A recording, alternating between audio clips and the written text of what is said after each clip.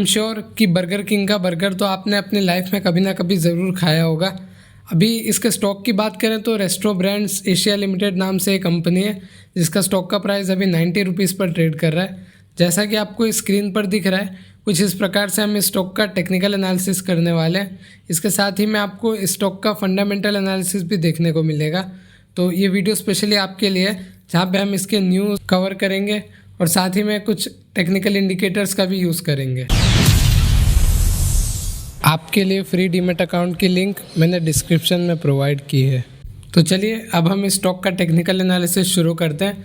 Past में हम देखें, जब ये स्टॉक लिस्ट हुआ था अपने आईपीओ के अराउंड, तभी स्टॉक में हमें एक ट्रेंड लाइन देखने को मिल रही थी जो कि लोअर लेवल पे इस तरह से थी, और साथ ही में इसके ऊपर की तरफ से एक और ट्रेंड लाइन देखने को मिल रही थी।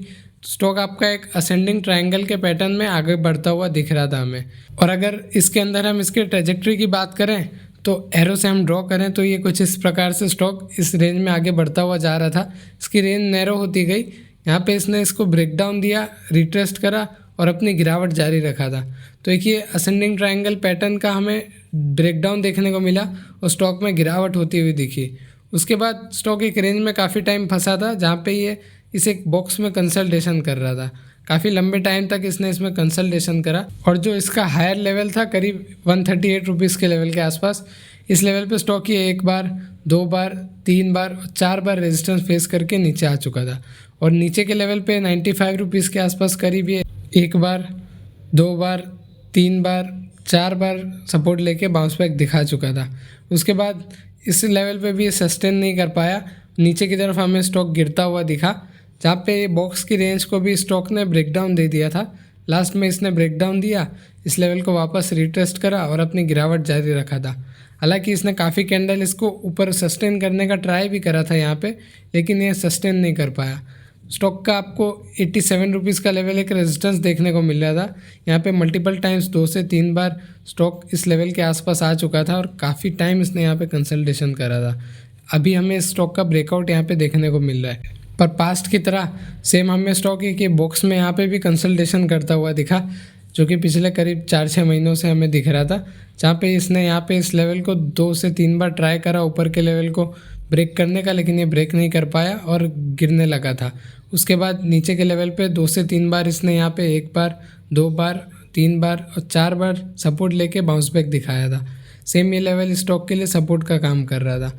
अभी इसने हायर लेवल पे अपने 87 रुपीज़ के लेवल को ब्रेकआउट देने का ट्राई करा है, जो कि गैप अप के साथ हमें पिछले 2 ट्रेडिंग सेशन से इसमें गैप अप देखने को मिला और अच्छी खासे वॉल्यूम के साथ ऊपर की तरफ कैंडल्स ग्रीन बनते हुए दिखी। अभी पर्टिकुलर हमें ग्रीन कैंडल क्लोजिंग देखने को नहीं मिली है स्टॉक पे। ब्रेकआउट को हम 100% सक्सेसफुल तब मानेंगे जब स्टॉक का प्राइस 93 रुपीज़ के लेवल के ऊपर कोई ग्रीन कैंडल हमें क्लोज होते हुए दिखे, वरना ये फेक ब्रेकआउट या लिक्विडिटी ग्रैब करके वापस नीचे भी आता हुआ गिरता हुआ दिख सकता है। जो कि गिरना इसका हमें तय देखें तो ये गैप जो छोड़ के आया है, अगर इस स्टॉक आपका ये गैप फिल करने आता है तो इस लेवल का हमें आता हुआ दिख सकता है और वहाँ तक कि हमें स्टॉक में गिरावट होती हुई दिख सकती है। लेकिन पर्टिकुलरली अगर मैं आपको सपोर्ट बताऊं तो सबसे पहले तो 81 रुपीज़ का लेवल स्टॉक के लिए एक फर्स्ट सपोर्ट रहेगा, जो कि अपना यहाँ पे रेजिस्टेंस फेस कर चुका था पहले, और ये लेवल अब इसका सपोर्ट का काम करेगा। सेकंड, अगर स्टॉक अपना गैप फिल करने आता है तो 71 रुपीज़ का लेवल हमारे लिए स्टॉक में सेकंड सपोर्ट रहेगा। ये तो हुई सपोर्ट की बात। अब अगर मैं आपको स्टॉक के टारगेट बताऊं तो सबसे पहले तो आपको इसका स्टॉक का फर्स्ट टारगेट 114 रुपीज़ का देखने को मिलेगा, जो कि ये यहाँ पे है। स्टॉक यहाँ पे मल्टीपल टाइम रेजिस्टेंस फेस कर चुका है, ये लेवल हमारा इसके लिए एक मेजर रेजिस्टेंस बना रहेगा। एंड इसके भी ऊपर अगर स्टॉक निकलता है तो 135 रुपीज़ का लेवल हमारा स्टॉक में सेकंड टारगेट रहेगा। अभी लेटेस्ट न्यूज़ में आपको स्टॉक के क्वार्टरली रिजल्ट देखने को मिलेंगे, जो कि हम आगे डिस्कशन करेंगे, जहाँ पे इनका revenue 18% year on year up हो गया है। वहीं पे EBITDA भी अच्छा खासा बढ़ता हुआ देखने को मिला है। और अच्छी बात यह है कि इस कंपनी के लॉस नैरो होते हुए दिखे, 28 करोड़ के करीब कंपनी को लॉस था। साथ ही कुछ ब्रोकरेज हाउस ने इस पे अपना टारगेट भी अपडेट करा है, जो कि मोतीलाल ओसवाल ने 125 रुपीज़ का एंड ICICI सिक्योरिटीज़ ने 90 रुपीज़ का स्टॉक में टारगेट रखा है, जो कि 90 रुपीज़ तो अभी हमें हिट होता हुआ दिख चुका है। अब हम स्टॉक के RSI का डिस्कशन कर लेते हैं। RSI अभी हमें ओवरबॉट जोन में देखने को मिल रहा है। पास्ट में भी ये 75-80 के आसपास RSI था, तब हमारा स्टॉक का प्राइस 60-70 रुपीज़ से बढ़ के 80 रुपीज़ तक आ गया था। उसके बाद हमें RSI भी 30-25 के आसपास आता हुआ दिखा। सेम उसी तरह स्टॉक का प्राइस भी 65 रुपीज़ के लेवल तक आ गया था। उसके बाद RSI अगेन डबल होता हुआ दिखा, हमें 30-35 से 70 के ऊपर आ चुका है और स्टॉक में भी हमें मैसिव जंप दिख चुका है। अभी 92 रुपीज़ के आसपास स्टॉक ट्रेड कर रहा है। तो अभी RSI तो ओवरबॉट जोन में, तो हो सकता है हमें स्टॉक में थोड़ी बहुत यहाँ पे कंसल्टेशन या कह लें कुछ टाइम स्टॉक यहाँ पे रुक सकता है, जिसकी वजह से इसका RSI हमें थोड़ा डाउन आता हुआ दिखे, स्टॉक का प्राइस थोड़ा बहुत डाउन आए और जिस वजह से हमें स्टॉक में टाइम करेक्शन देखने को मिल सकता है। सबसे अच्छी बात यह है कि इस ब्रेकआउट की जर्नी के दौरान हमें स्टॉक में मैसिव वॉल्यूम के कैंडल्स देखने को मिल रहे हैं, जो कि पिछले 3 ट्रेडिंग सेशन से अगर हम देखें तो 50 मिलियन 112 मिलियन के मैसिव वॉल्यूम कैंडल्स हमें दिख रहे हैं। वीकली में आपको दिखाऊं तो आप देखें पिछले टाइम से काफ़ी टाइम से इतनी बड़ी कैंडल नहीं दिखी है, जो कि 300 मिलियन का वॉल्यूम कंटेन करती है।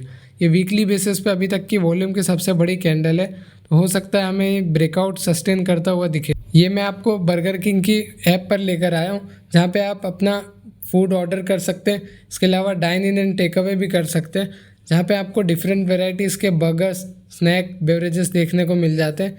ये कुछ इनके वूपर बर्गर्स हैं, जो कि आप यहाँ पे ऑर्डर भी कर सकते हैं और जाके बर्गर किंग के आउटलेट में खा भी सकते हैं। साथ ही आप इनका find a burger king store भी एक है, जहाँ पे आप ढूंढ सकते हैं कि आसपास इनके आपके टोटल कितने स्टोर अवेलेबल हैं आपकी लोकेलिटी के। ये बर्गर किंग के जून क्वार्टर के रिजल्ट हैं, जो कि कंसोलिडेटेड नंबर है। अगर हम इनका डिस्कशन करें टोटल इनकम की, तो इनकम 7,200 करोड़ से बढ़ के 8,400 करोड़ पे आ गई है ईयर ऑन ईयर। क्वार्टरली भी हमें काफ़ी अच्छी बढ़ोतरी इस इनकम में देखने को मिल रही है, जो कि 7,150 से 8,400 करोड़ पर आ गई है।